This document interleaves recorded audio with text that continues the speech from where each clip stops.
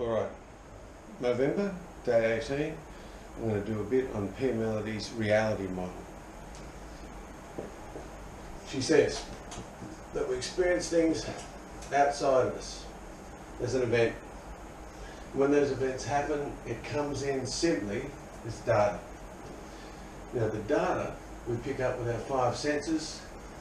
If you're a quantum physicist, you'll know that we're all interconnected, so it'll be more than just those five senses, but essentially we see it, we hear it, we touch it, we smell it. The data gets picked up by our body. Now when P. Melody came up with this idea, the idea of the body was just how we receive that information. But what we know now is that we've got the sort of central nervous system,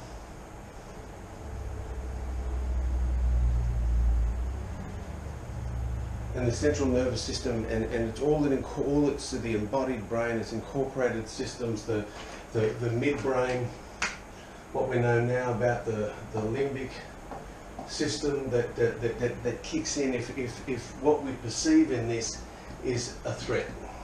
Now I'll talk about that in a second. But essentially we take the data in and we receive it. Now if we can just flow that data from the top of the brain down, then essentially we will bring our consciousness in and interpret it. Now we run that through our history, all the beliefs that we've established, and everything that we've ever learned or experienced. Now from there, we assign a meaning.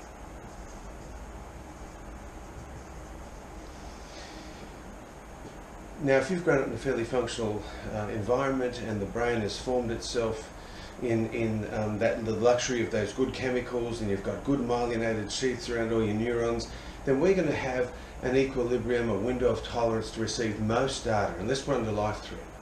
But if you grew up and you had a family of origin where there was trauma, then what happens here is that especially 0 to 7, what we're going to have is a whole lot of implicit memory that can simply, if we receive this as threat, throw us into a whole other part of existence, which is connected to that hemisphere in the brain that overwhelms us. Then we've got all the defense mechanisms and cognitive distortions that came about by being in that system and having to either fight, flight and freeze within that system, or as Pete Walker says, fawn to the system, develop those codependent skills, whether it's you're the hero, the scapegoat, the lost child, the mascot, to try and survive. So all these defenses will come out in what P would call a core belief. Now these core beliefs are those beliefs that are very much shame-based and would come in as things that will be either around your value, your safety around personal boundaries, your reality, which we're talking about now, and your dependency. Now if we have experienced neglect, abuse and trauma around these, then we're going to have shame statements, what they call shame binds. Now these shame binds will come in the form of a statement. And what makes these confusing is generally in our adult life we've got memory loss, disassociation, delusion, denial and minimization. So we cannot be aware of some of these, but they'll drive us. And those core beliefs might be things like, I am unlovable.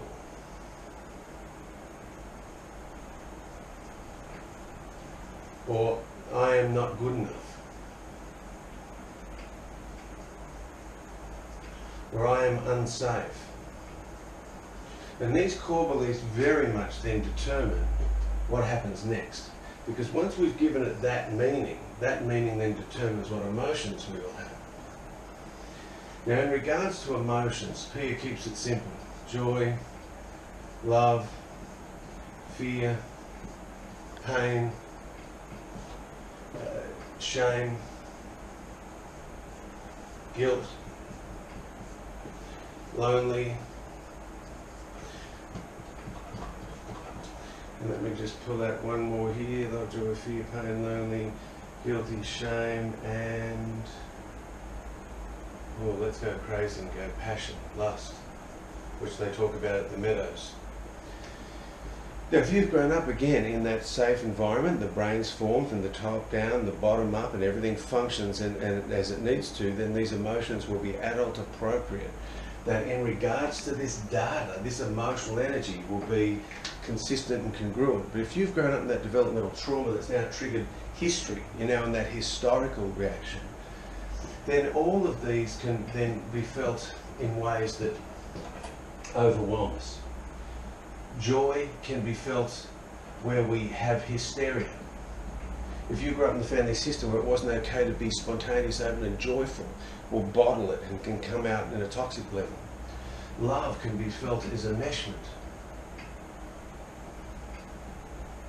And when we experience at that level of enmeshment, love becomes overwhelming, disorientating. Fear can be experienced as terror or panic. Pain can be experienced as depression. Toxic shame can be the experience of feeling worth less, that inherently there's something bad, flawed and wrong with us. Guilt can be immobilizing. Lonely can be felt as deep isolation. And then passion or lust can overwhelm us in how our arousal template can respond to a situation.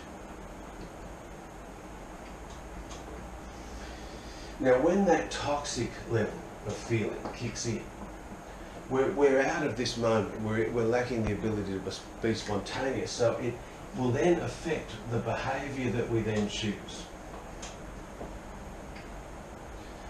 Now, what can be sort of groundbreaking about this when you're like a recovering addict is that we've come into recovery sometimes really disconnected from our own reality. M. Scott Peck says that, mental health is about reality at all costs. So just tuning in sometimes and going, look, what happened here to me? What was the trigger?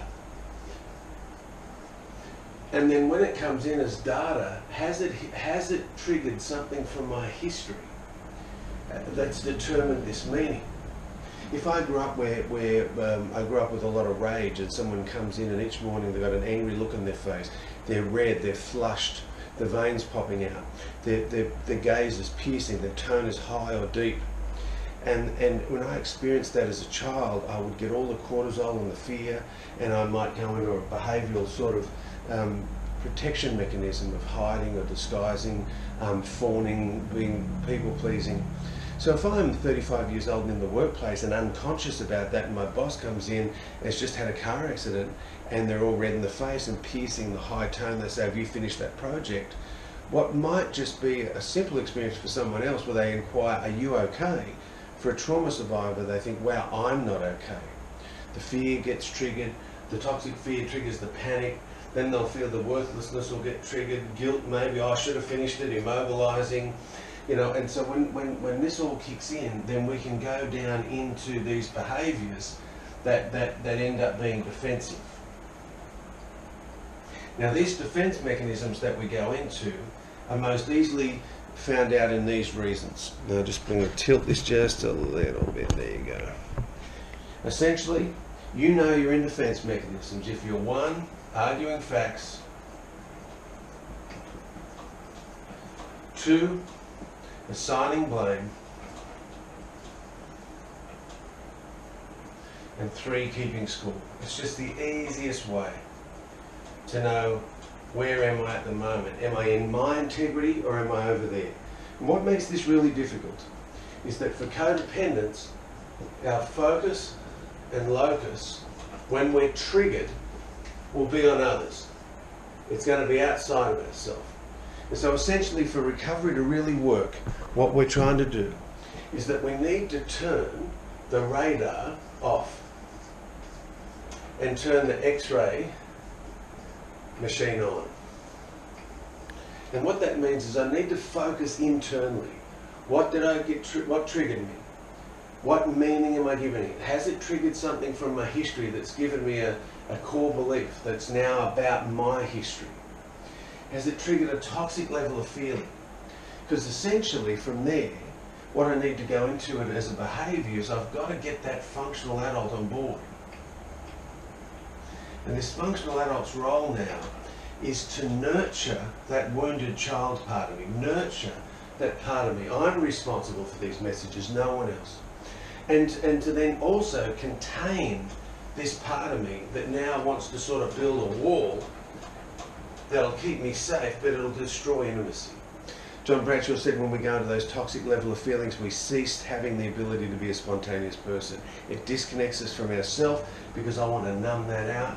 And when I numb that out, I'm not in connection now with my intuition that puts me in relationship with a higher power, with other people, and things outside of myself. Now, I've been alluding to getting to the point where I'm going to, around this limbic system, so for you neuroscientists out there that are going, oh man, this is that old CBT stuff, does this ever change? I think if you don't see your drama clearly, you'll never be liberated from it. But the thing is that we know now that if this limbic system was triggered because there's perceived threat, then we fast track down to behaviour that just defends us. We go to fight, flight, freeze immediately. So what's changed in treatment is we need to get a sense of that history. But CBT, understanding this, won't change your experience of it. So if that awareness will grow and we can learn ways to protect ourselves in early recovery from deliberately triggering triggers that are perceived threat to us, we can make better choices in recovery so we don't deliberately trigger them, but they're going to come up accidentally. So at the moment, what I'm going to do over November is talk about brain spotting as a way of reducing the activation in that subcortical brain. And so this will not be healed by CBT. We need to reduce that activation through affect regulation, and I'll talk about that as we go on. Yeah, when I used to lecture on this at different places I've worked, or if I speak to private clients, I try and say, even though that's confusing, but if you're living with complex post-traumatic stress, that's your life. That's how it is. So, for the purpose of this exercise today, I used to say to people, if you could do one exercise every day to get a better understanding of who you are, it would be to pick something where you were triggered. And the trigger is never really what it's about. The trigger will always just be the wick. The fuse is in our toxic level of feeling and in this historical sort of belief system. But if we can each day tune in and then get better at understanding what happens for us, then I can start to put up an internal filter between me and everybody else, that internal boundary, and start to take responsibility for my reality, and then I can get curious and compassionate about yours. So I hope this has been helpful. I'm going to go to work. Have a good day.